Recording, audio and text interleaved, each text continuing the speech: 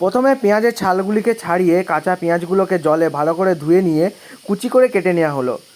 তারপর কুচি করে লঙ্কাগুলোকে কেটে তার মধ্যে দিয়ে দেওয়া হলো। এরপর এর মধ্যে দিয়ে দিলাম সামান্য পরিমাণে সেদ্ধ আলু স্ম্যাশ করে এবং আদা রসুন পেঁয়াজের পেস্ট।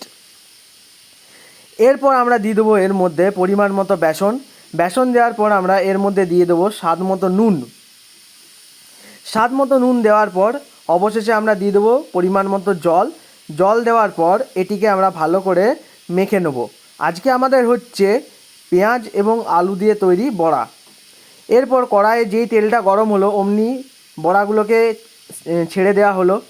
ছেড়ে দেওয়ার পর উল্টে পাল্টে ভালো করে ভেজে এরকম যেই ব্রাউন কালারটি হলো আমরা তুলে নিলাম থালার মধ্যে। ব্যাস, আমাদের আজকে ব্রেকফাস্ট তৈরি, মারো মুড়ি তেল দিয়ে, অবশ্য কাঁচা লঙ্কা বাদ দিয়ে। আজকে রবিবারের বাজার বলে আমরা বড়া তৈরি করলাম। তো আজকের মতো টাটা, পরের ব্লগে তোমাদের সঙ্গে আবার দেখা হচ্ছে আমার।